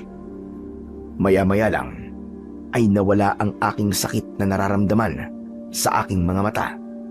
Kasunod ng pagginhawa ng aking pakiramdam, pati na ang iniinda kong sakit sa binti ay bigla ring nawala. Hindi na sa akin gumagana ang singsing dahil matanda na ako. Ngayon na ikaw na ang bagong tagapangalaga niyan, ikaw na ang pupuksa sa mga nilalang ng kadiliman. Grabe. Wala po akong masabi sa mga natuklasan ko mula sa inyo. Pero Lolo Usok, kung may singsing na po ako ng mutya ng mata ng musang, papatay pa rin po ba ako ng hayop para kumain? Oo, sapagkat ang anyo mo lang naman ang itinatago ng singsing. Ngunit ang kilos mo ay saswang pa rin. Kakain ka pa rin ng hilaw na karne ng hayop. Pero kung may isang tao ang makakapagpagaling sa hawa mo ng aswang, saka lamang mawawala ang hawa ng sigbin sa iyong katawan. Teka, si Hector po. Alam niyan tungkol sa gamot. Alam ko, siya nga ang tinutukoy ko. Matagal ko nang alam kung ano talaga ang pakay niya rito. At nagkausap na rin kami. Kailangan mong ipagtapat sa kanya ang katotohanan. Dahil ikaw naman ngayon ang nangangailangan ng tulong niya, Andoy. At ano na naman ang mga pinag-uusapan nyo, ha? Sabay kaming napalingon ni Lolo Usok sa kinaroroonan ni Tasyo nang magsalita ito. Wala kaming pinag-uusapan. Teka, bakit ba narito ka? Sinusundo kayo. Isa pa, bakit kausap niyo na naman ang pilantod na yan? Sabay duro sa akin ni Tasyo. Nagkatinginan naman kami ni Lolo Usok. Uuwi na ako. Halika na, Tasyo. Sumama ka na sa akin. Baka manggulo ka na naman. Masamang tingin muna ang ipinukol sa akin ni Tasyo bago siya tuluyang umalis kasama si Lolo Usok. Isang malalim na buntong hininga naman ang pinakawalan ko nang balikan ko ang aming pinag-usapan ng matanda. Nagtataka ko kung bakit niya ako tinutulungan. Nang gabing yon ay naramdaman ko na pumasok sa loob ng bahay si Hector. Malalim na rin ang kanyang iniisip. Kaya naman, hindi niya na ako nakita na nakaupo sa bangko. Agad akong nahiga at ipinikit ang aking mga mata. Ngunit pagsapit ng hating gabi, muli akong dinalaw ng masamang panaginip. Napabalikwas ako ng bangon. Nagugutom na naman ako. Inilinga ko ang aking paningin sa paligid habang hawak ang aking sikmura. Tumalas ang aking pangamoy dahil naaamoy ko sa hangin ang amoy ng baboy ramo. Agad akong kumilos para puntahan ang kinaroroonan ng hayop. Pagdating ko sa kakawyan, nakita ko ang baboy ramo. Panay ang dukal niya sa lupa gamit ang kanyang nguso. Agad ko siyang sinunggaban. Winakwak ko ang kanyang tiyan. Hinugot ko ang kanyang lamang loob. Saka ko nilantakan sa aking palad. Pagkatapos ay sinipsip ko rin ang kanyang dugo. Saka ko lang napansin ang itsura ng aking mga kamay. Totoo. Totoo nga sinabi ni Lolo Usok. Hindi na lumitaw ang balahibo ko sa balat. Pagkatapos kong mabusog ay tumayo ako. Inilinga ko ang aking paningin sa paligid. Ngunit nagulat ako nang tumambad sa aking harapan ang 3 aswang na sigbin. Bigla silang umatake sa akin, ngunit naiwasan ko ang kanilang mga kalmot at kagat. Hanggang sa gumanti ako sa kanila ng kalmot. Tinamaan ko sa dibdib ang isa sa kanila at bumagsak ito sa lupa. Nagkikikisay ang kanyang katawan na para bang nakukuryente. Nilapitan ko siya at dinukot ko ang kanyang lamang loob hanggang sa tuluyan na siyang namatay. Ngayon kayo umatake sa akin. Lintik lang ang walang ganti. Ito na ang simula ng magiging katapusan yung lahat. Umatras ang mga ito dahil sa takot, lalo na nang biglang lumitaw ang malakas na liwanag mula sa aking singsing. Tinakloban nila ang kanilang mga mata, kaya hindi nila naiwasan ang pagtama ng aking saksak sa kanilang katawan gamit ang aking matatalas na mga kuko.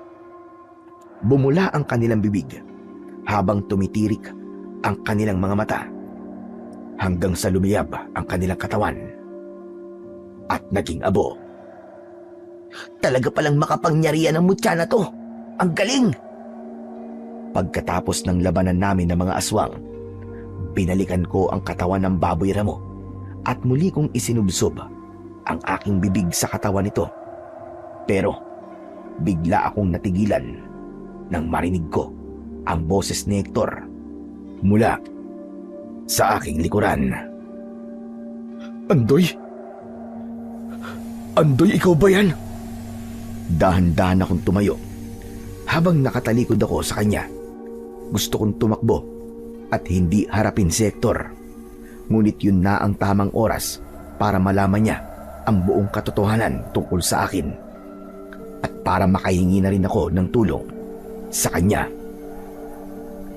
Humarap ka sa akin, Andoy. Alam kong ikaw yan. Hector, magpapaliwanag ako. Sabi ko habang unti-unti akong humaharap sa kanya. Nakita ko ang luha sa kanyang mga mata, pati na ang panginginig ng kanyang katawan. Ganon din ang bakas ng takot sa kanyang muka. Dahil sa kanyang reaksyon, hindi ako makatingin sa kanya. Hindi mo na kailangan magpaliwanag sa akin. Dahil nakita ko ng lahat. Pero mali ang iniisip mo. Hindi ako masama, Hector. Hayop lang ang kinakain ko. Hindi ako pumatay sa mga biktima, maniwala ka. Alam ko. Kaya hindi mo na kailangan magpaliwanag.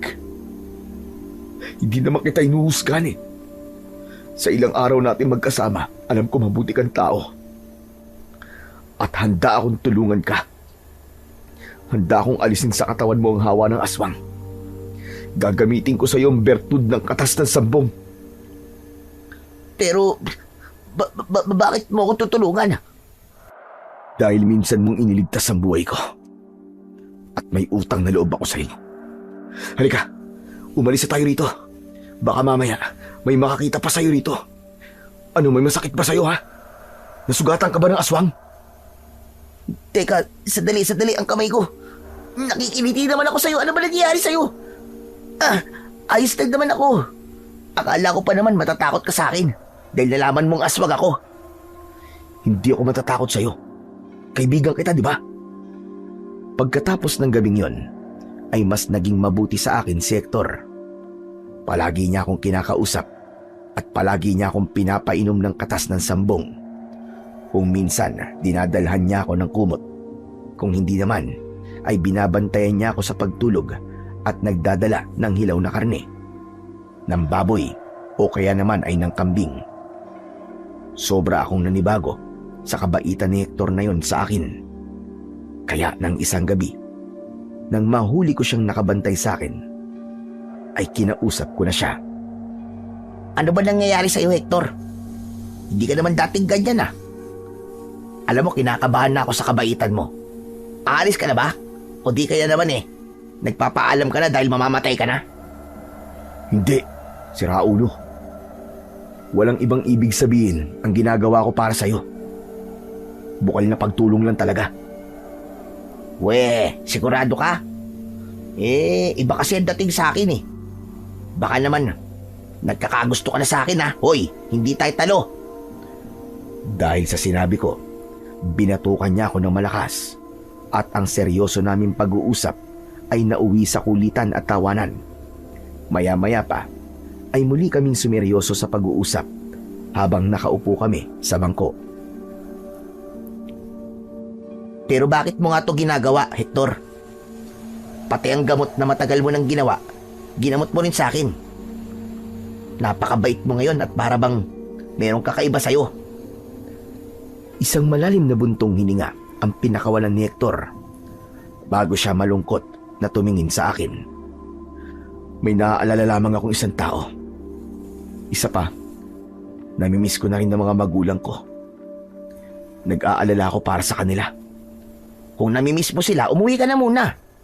Mag-iingat ka lang na huwag kang makita ng mga aswang na naghahanap sa'yo. Di ko magagawa yun, Andoy. Dahil pinababantayan na ni Apong ang lahat ng mga daanan sa baryo namin. Ano? Sino naman si Apong? Siya ang supremo ng mga aswang. Ganon? O ano nang binabalak mo ngayon? Ang manatili sa tabi mo hanggat hindi ka tuluyang gumagaling. Sus! Grabe kang hirap mong basahin. Para kang maraming tinatago sa akin. Wala akong tinatago sa'yo. Basta masaya lamang ako dahil nakilala kita. Ngumiti sa akin si Hector, ngunit ang tuwang yon ay napalitan ng pag-aalala nang marinig namin ang ingay sa paligid. Hector, umanda ka. May mga aswang sa paligid natin. Bilisan mo. Kunin mo na mga gamit sa loob. Pati ang itak mo, ihanda mo rin. Nakikita ko sila. Papunta na sila sa kinaroroonan ng maraming bahay. Kung gano'n, sasalakay sila sa mga tao. May nakikita akong isang lalaki sa gitna ng pangkat ng mga sigbin. Malaki ang katawan niya at marami siyang suot na kwintas. Diyos ko, si Apong ang nakikita mo. Sa palagay ko, alam na nila kung nasan ako. Pero saan kaya sila pupunta? Halika na, bilisan mo. Susundan natin sila. Mausay ka rin naman makipaglaban, di ba? Sa palagay ko, hindi lang ikaw ang pakay nila sa lugar na to. Teka, sandali lang. Ano bang binabalak mo, Andoy? Aatakihin ko sila para malaman nila na hindi sila pwede rito. Na mayroong bagong tagapagbantay sa baryong to. Hindi ko na hinintay ang sasabihin pa ni Hector. Mabilis akong tumakbo habang nakasunod sa pangkat ng mga sigbin. Hindi nga ako nagkamali. Pinuntahan nila ang bahay ni Lolo Usok. Pinalibutan nila ang bahay ng matanda.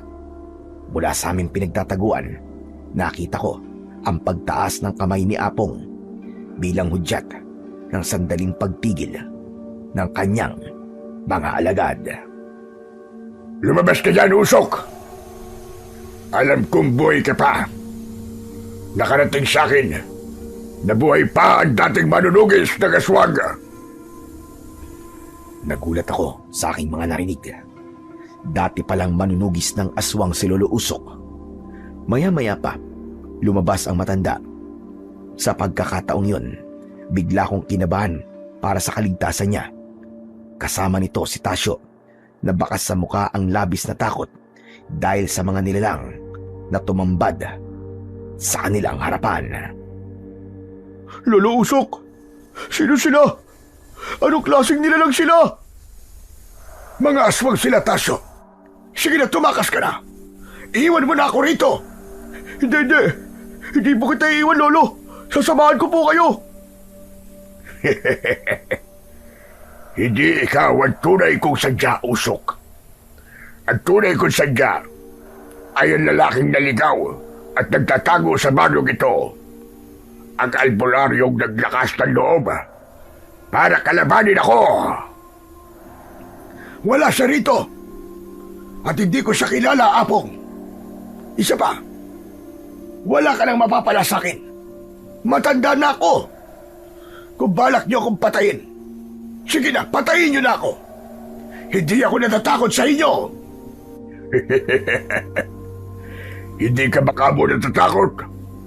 Hindi ba't nung huli tayong magkasagupa? Nagtago ka sa bahay ng isang albularya. Nagtago ka sa silong ng bahay nila habang iniligtas mo ang buhay mo. At ang masaklap, nadamay ang pamilya ng albularya dahil sa kaduwagan mo. Pagkatapos ngayon, sasabihin mong hindi ka natatakot sa akin? Hindi agad ako nakapagsalita nang maintindihan ko kung sino ang albularyang tinutukoy ni Apong. Kung ganon, si Lolo Usok pala ang dahilan kung bakit ako napilay at kung bakit nasira ang buhay ko dahil inatake kami ng aswang. Tangkasa na magpapakita na ako sa kanilang lahat. Nang hawakan ako ni Hector sa kamay, umiling siya habang naluluwa ang kanyang mga mata. Maya-maya pa, Muli kong narinig ang boses ni Lolo Usok. Oo, tama ka. Naduwag ako. Isang bagay na sobra kong pinagsisiyan sa buong buhay ko. Ngunit umaasa ko na buhay pa rin ang pamilya ng albularya na si Trina. Dahil hindi hahayaan ng Diyos na magtagumpay ka. Palagi ako nagtatagumpay, Usok. Lalo na ngayon na nasa harapan kita. Sige mga alagad ko, patayin niyo ang inutil na manunugis na yan. Ang iba naman sa inyo, halugugin niyo lahat ng mga bahay rito. Hanapin niyo si Hector! Sabay-sabay na kumalat ang mga alagad ni Apong para sundin ang utos nito. Nakita ko ang 2 aswang na lumapit kay Lolo Usok. Biglang humarang naman si Tasyo at may dala siyang itak. Sige, subukan niyo na nasaktan ang lolo ko! Magkakamatayan tayo dito! Umalingaw-ngaw ang malakas na tawa ng supremo ng mga aswang na si Apong nang makita ang nanginginig na kamay ni Tasyo. Manag-mana ka talaga sa lolo mo. Isang duwag! Sige na, Tasyo, iwan mo na ako rito, Apo. Mapapahamak ka lang dito. Sige na, iligtas mo na ang sarili mo. Mula sa aming pinagtataguan, kitang-kita namin na biglang inatake ni Apong si Tasyo. Nahawakan nito ang kamay ng binata at inihagis papunta sa kakahuyan. Saka kinalmot ang dibdib nito. Para siyang kidlat sa bilis kumilos. Napalunok ako ng laway. Hindi biro ang lakas ng magiging kalaban ko. Nang matapos si Apong kay Tasyo, nilapitan naman ito si Lolo Usok at sinakal sa leeg. Hindi na ako nakapagpigil at nagpakita na ako sa kanila. Bitiwan mo, matanda! At ako ang harapin mo! Diablong buwang ka! Saglit na tumigil ang mga aswang sa pagsira sa bahay ni Lolo Usok. Ganon din ang supremo ng mga aswang na si Apong na tumingin sa akin. At sino ka naman na pakialamero ka? Baka gusto mo na ring mamatay. Hindi ako mamamatay rito, kundi ikaw at ang mga alagad mo. Kaya bitiwan mo na si Lolo Usok at ako ang harapin mo. Sa akin kayo may utang, kaya nararapat lamang na sa akin din kayo magbayad. Utang? Bayad? Ano bang pinagsasasabi mong kutong lupa ka? Ako ang anak ng albularyang pinag-uusapan nyo. Ako ang batang inilisan nyo ng karapatan na magkaroon ng kumpletong pamilya. At ngayon naman, kayo naman ang sisirain ko! Tignan mo nga naman ang pagkakataon, Usok. Malaki na ang batang iniligtas mo. Mukhang sabay pa yata kayong mamamatay rito. Pagkasabi nito, ay inihagis niya sa akin si Lolo Usok. Agad ko namang nasalo si Lolo Usok na labis namang ipinagtaka ni Apong. Teka, huwag mo't sabihin nagtataglay ka ng mutya. Bakit? Natatakot ka ba? Ngumisi ang pinuno ng mga aswang habang ibinababa naman sa lupa si Lolo Usok. Mag-iingat ka sa kanya, Andoy. Pambihira ang lakas niya. Huwag niyo po akong alalahanin. Tulungan niyo na po si Tasyo. Lumayo po kayo rito. Isama niyo si Hector para magamot po ang sugat ni Tasyo. At saan niyo balak pumunta, ha? Tumingin si Apong sa kanyang mga alagad. Sumenyas ito ng pag-atake at sabay-sabay silang sumugod sa aming kinaroroonan. Agad akong kumilos. Itinutok ko sa kanila ang aking matulis na mga kuko at sinalubong ko sila ng kalmot habang ang iba namang aswang ay tumayo sa likod ni Apong at pinapanood kung paano ako makipaglaban. Lahat ng tamaan ng aking kalmot ay bumabagsak sa lupa habang nagkikikisay ang katawan at bumubula ang bibig na parabang nakukuryente at nalalason. Agad silang namatay dahil sa liwanag naman na lumitaw mula sa aking singsing. Nasilaw ang lahat ng alagad ni Apong. Tanging siya lamang ang nananatiling nakatayo. Tapos ka na mag-umatake? Hako itong lupa. Pwes, ako naman! Hindi ko namalayan kung paanong nakalapit sa akin si Apong at nasakal niya ako sa leeg. Ibinalibag niya ako ng malakas sa lupa. Pagkatapos, hindi pa ako nakakabangon. Hinawakan naman niya ako sa leeg. Sa sobrang niyang bilis, lahat ng pag-atake niya sa akin ay tinanggap ko. Mahina ka lang pala. Hindi ka karapat-dapat sa mutya. Umalingaw-ngaw ang malakas niyang tawa habang sakal-sakal niya ako sa leeg. Naramdaman ko ang pag-angat ng aking mga paa sa lupa. Walang kwenta ang mutya kapag hindi marunong ang gumagamit na may suot nito. Isa kang inutil. Isang mahinang nilalag. Hindi! Hindi ako isang inutil! At hindi ako mahinang nilalang! Sumigaw ako ng malakas at sinuntok ko siya sa muka. Lumiwanag ang aking singsing at bumalot ang liwanag na yun sa aking kamao, paakyat sa aking balikat. Inatake ko ng suntok ang supremo ng mga aswang. Tinamaan ko siya sa dibdib at kahit mabilis pa siyang kumilos, hindi siya nakaiwas sa kamao ko. Palagi ko siyang tinatamaan ng lumiliwanag kong kamao na parabang may suot akong liyabe. Bawat pagtama nun, nakikita ko na dumidiin pa yon sa kanyang dibdib. Tadtad ng sugat si Apong nang tumigil ako. Wala nang nagawa ang mga alagad nito kundi ang itakas ang kanilang pinuno, kasabay ng paglaho ng liwanag sa aking kamao. Saka naman lumabas sa pinagtataguan niya si Hector. Dala ng labis kong galit sa hindi nito pagtulong sa amin. Nasuntok ko siya sa mukha. Hindi ko akalain na magtatago ka lang at hahayaan mo kami makipaglaban sa mga aswang. Duwag ka, Hector! Duwag! Hinaplos ni Hector ang dugo mula sa kanyang pumutok na labi, saka muling tumingin sa akin. Iniisip mo ba na hindi kita tinulungan? Sandali lang, huwag kayong mag-away. Nagkakamali ka, Andoy, sa pag-uusga kay Hector. Hindi po ako nagkamali. Kung tutuusin, siya ang dahilan kung bakit sumalakay ang mga aswang sa baryo natin. Tapos magtatago lamang siya para hayaan tayo mamatay. Tama ba yun? Hindi siya ganun tao. Tignan mo ang pinanggalingan ng lugar. Nakatambak ang mga aswang sa bahaging yon. Inatake at pinatay niya ang mga sigbin na aatake sana sa mga tao. Dahil sa kanya, hindi napahamak ang mga tao rito. Napasulyap ako sa itinuro ni Lolo Usok. Lahat nga ng mga aswang na naroroon ay nakaandusay sa lupa at wala ng mga ulo. Lahat sila ay pinatay ni Hector. Teka, sandali. Ikaw ba may gawa nun sa kanilang lahat? Oo. Bago mo sana ako sinuntok, nagtanong ka man lang sana. Bida-bida ka kasi. Yan ang napapala mo. Halina po kay Lolo Usok. Gagamutin ko po muna si Tasyo. Nasugatan siya kanina dahil sa kuko ni Apong.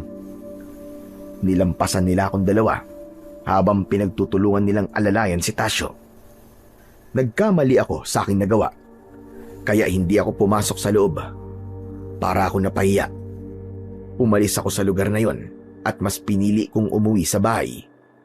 Naupo ako sa bangko at tumanaw sa kakahuyan. Nasaan na nga kaya ang mga magulang ko? Naaalala pa kaya nila ako? Pinagmasdan ko ang aking mga kamay habang nakatitig ako sa singsing.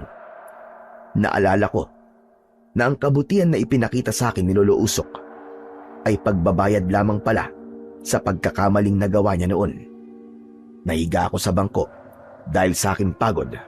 Agad akong nakatulog. Kinabukasan, narinig ko ang pag-uusap ni na Hector at Lolo Usok habang sila ay nasa tabi ko. at nakabantay. Siguro po'y kailangan ko nang umalis. Nag-aalala na po ako sa aking mga magulang. Baka hanapin po ni Apong ang aking ama at ina para gamiting pain laban sa akin. Sige, puntahan mo na sila. Ako na muna ang bahala kay Andoy. Huwag niyo po siyang papabayaan. Sige ho, aalis na po ako. Nang marinig ko ang bagay na yon, mabilis akong napabalikwas ng bangon. Aalis ka? Paano ang panggagamot mo sa akin? Naituro ko na kay Lolo Usok ang mga dapat niyang gawin sa bertud. Kailangan ko makita si nanay at tatay. Nag-aalala kasi ako na baka gamitin sila laban sa akin. Aalis ka ba? Dahil sa ginawa ko sa'yo kagabi? Isa pa yon sa mga dahilan ko. Ayokong maulit ang nangyari kagabi. Ayokong merong mapahamak na ibang tao nang dahil sa akin. Kailangan ko na silang harapin. Kailangan matapos na ang pag-aasik nila ng lagim. Pagod na rin akong magtago. 13 taon na kaming nagpapalipat-lipat ng bahay.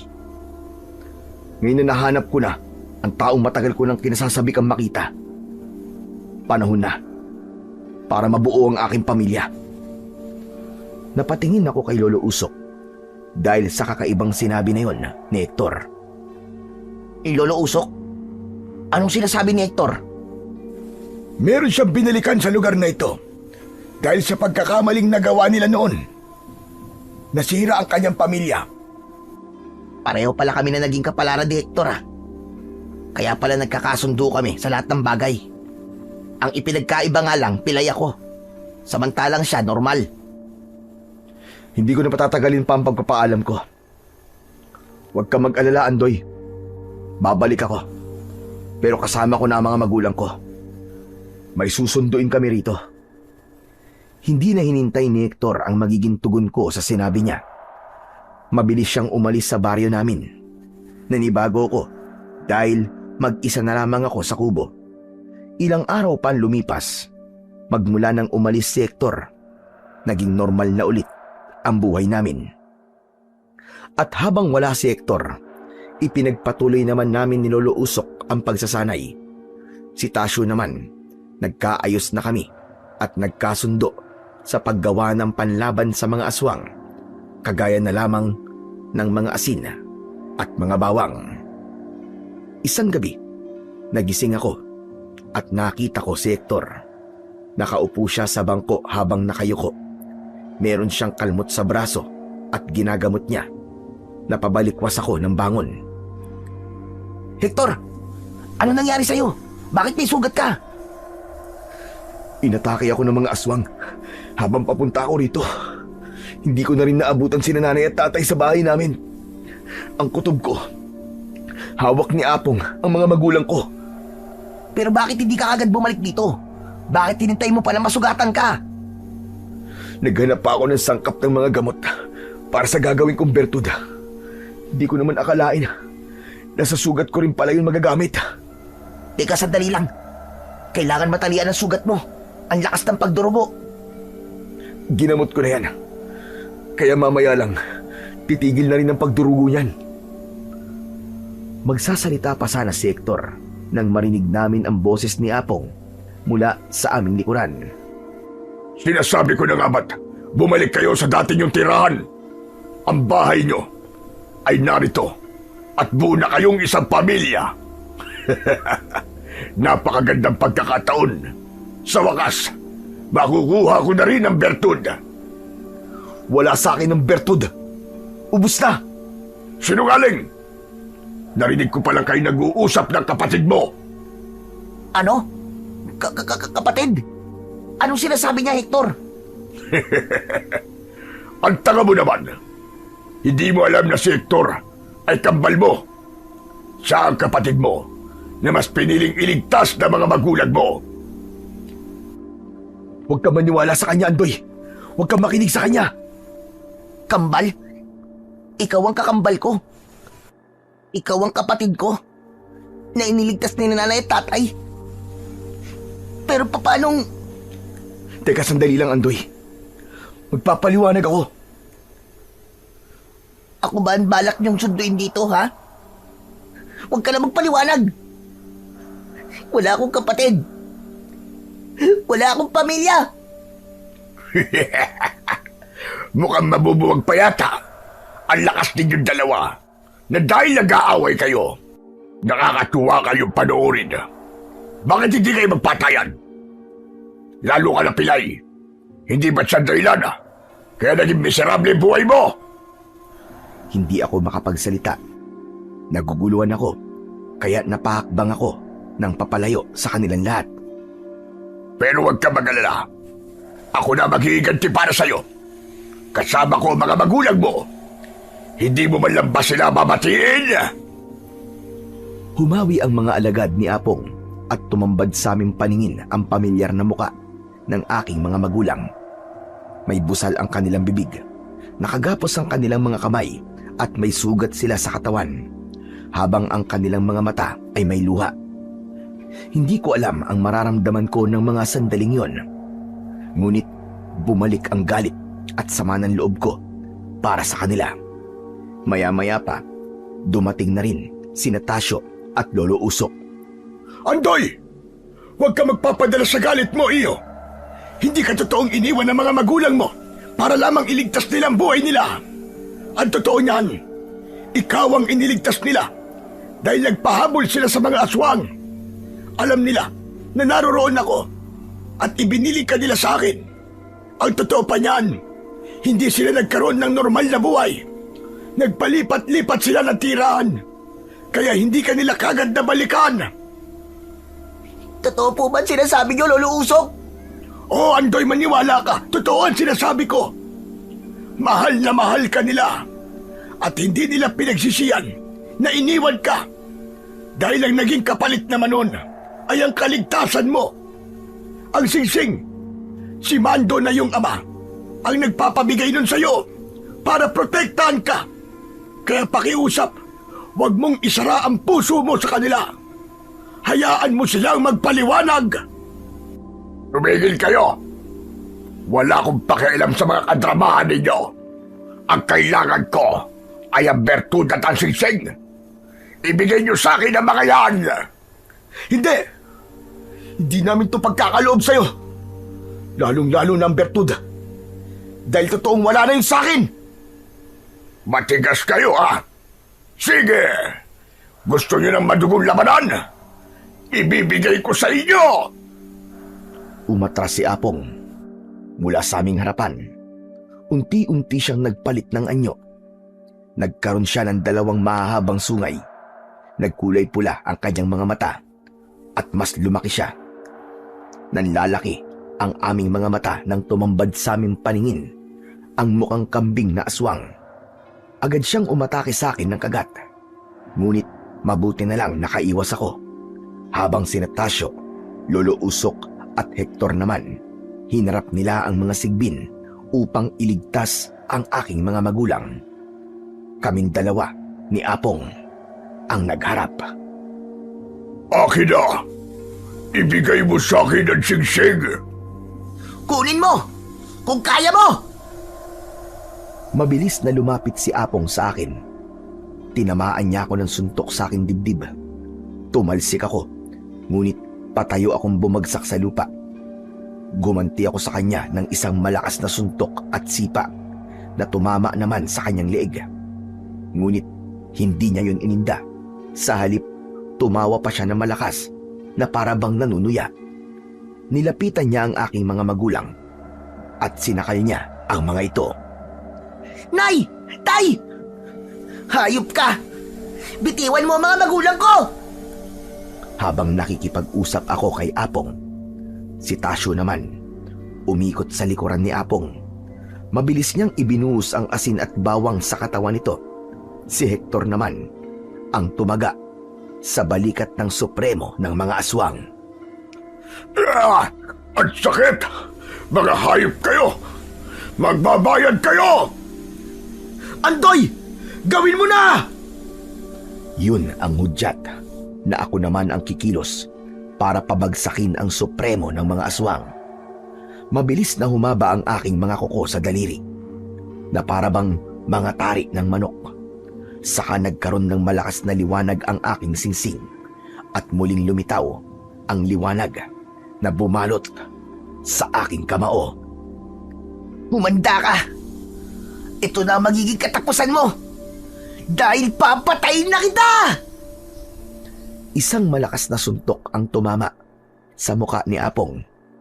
Para akong musang na tumalon papunta sa kanyang kinaroroonan at kinalmot ko siya ng maraming beses sa kanyang dibdib.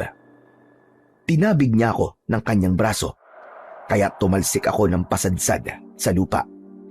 Mabilis akong bumangon at kitang-kita ko ang pag-usok ng sugat sa kanyang dibdib. Hindi ko hahayaan na manalo kayo laban sa aking kapangyarihan! Malakas na umangil si Apong at ang lahat ng kanyang mga alagad ay lumapit sa kanya. Itinuro niya kaming dalawa ni Hector. Sumugod kayo mga alagad! Patayin niyo ang lahat ng humahadang sa akin! Sabay-sabay na umatake sa aming kinaroroonan ang mga sigbin. Sinalubong ko naman sila ng kalmot na tumama sa kanilang mga katawan. Agad silang namatay at naging abo dahil sa liwanag ng aking singsing. Si Hector naman na aking kakambal, umikot siya. Pinugutan niya ng ulo ang lahat ng kanyang mga kalaban. Nang maubos namin ang mga aswang na sigbin, saglit kaming huminto habang nakikipagtitigan sa supremo ng mga aswang na si Apong. Tol, kahit na anong mangyari, sikapin mo maging ligtas. Lalaban tayo. Pananagutan niya ang ginawa niya sa pamilya natin. Kayo naman po, Lolo Usok. Protektahan niyo po ang mga magulang namin. Oh, Hector, gagawin ko lahat ng aking makakaya. Huwag kayo mag-alala. Nandito rin ako. Tutulong din ako sa inyo. Mag-iingat kayong lahat. Ikaw rin, Tol. Mag-iingat ka. Isang malakas na sigaw ang lumabas sa aming bibig nang sabay-sabay kaming umatake sa kinaroroonan ni Apong.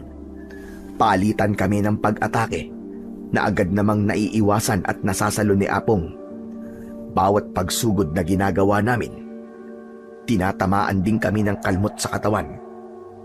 Nang makahanap ako ng pagkakataon, ginamit ko ang aking bilis. Umikot ako sa likuran ni Apong at doon ay maraming beses ko siyang pinagsusuntok. Bumagsak siya sa lupa at napaluhod. Hanggang sa nilaslas ni Hector ang leeg ni Apong, saka bumunot ng bote sa kanyang bulsa. Hindi ba't ito ang kailangan mo? Ang bertud? Pues, laklakin mo to! Ibinuka ni Hector ang bibig ng supremo ng mga aswang. Habang abala ito sa pagtakip ng kamay sa nakabuka niyang sugat sa leeg. Nang mainom ni Apong ang bertud, lumapit ako at hinarap ko siya. Kinagat ko siya sa kanyang leeg. Winakwak ko ang kanyang tiyan hanggang sa bumagsak siya sa lupa. Nagkikikisay ang kanyang katawan habang nakatirik ang kanyang mga mata. Isang malakas na suntok ang ginawa ko na tumama sa kanyang muka. Lumuwa ang kanyang mga mata at nalagas ang kanyang mga ngipin. Kasunod ng pagliliyab ng kanyang katawan hanggang sa maging abo ito. Ganon din ang nangyari sa iba nitong mga alagad. Walang natira kundi ang bakas ng labanan ng gabing yon. Ayos! Natalo mo sila, Tol! Ikaw rin naman, di ba? Natalo mo rin sila. Kagaya ng pagpapakita ng tuwa ng isang magkapatid, nagyakap kami ng maigpit dahil sa labis na kaligayahan. Lumapit din ang aming mga magulang at niyakap kami na punong-puno ng pagmamahal. Humingi sila ng tawad sa akin at agad ko naman yung tinanggap. Ni sa panaginip ay hindi ko naisip na mabubuo pang muli ang aking pamilya. Nagpasalamat din kami kina Lolo Usok at Tasyo. Siguro naman, makatutulog ka na mahimbing sa bahay ninyo at hindi ka na mananaginip ng masama. Opo, Lolo Usok. Napakabuti po pala ng Diyos sa akin. Hindi ko kagad nakita ang kabutihan niya dahil nakabatay lamang ako sa aking kapansanan at nakaraan. Nakaupo kami noon sa bangko sa ilalim ng puno habang naghihintay ng pagkain na niluluto naman ni Natasio, Hector at ng aking mga magulang. Masaya kaming nagsalo-salo sa pagkainan. Naging magkaibigan na din kami ni Tasio na tuluyang nagbago at naging mabuting apo para kay Lolo Usok. Isang matamis na ngiti ang gumuhit sa aking labi habang kasalo ko silang lahat. Tuluyan na rin akong gumaling mula sa hawa ng aswang. Hanggang dito na lamang po ang aking istorya. Lubos na nagpapasalamat. Andoy. Ang buhay ay parang puno. Walang puno ang namumunga nang wala ang ulan. Kaya yakapin mo ang unos ng buhay. Dahil sa hampas ng bagyo, doon tumitibay ang ugat mo. Dahil ang pagsubok ay hindi isang parusa, kundi pagkakataon upang tumibay ang ating pananampalataya. Sa pamamagitan ng mga hamon sa buhay, natututo rin tayong magtiwala sa Diyos at mas lalong lumalago ang paniniwala sa Kanya.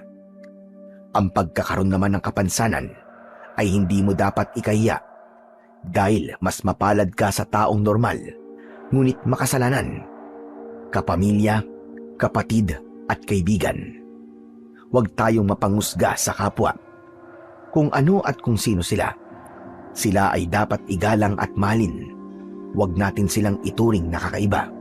Sa halip, tulungan natin silang harapin ang buhay nila ng mapayapa. Dahil may kapansanan man o wala, lahat tayo ay pantay-pantay sa mata ng Diyos na lumikha.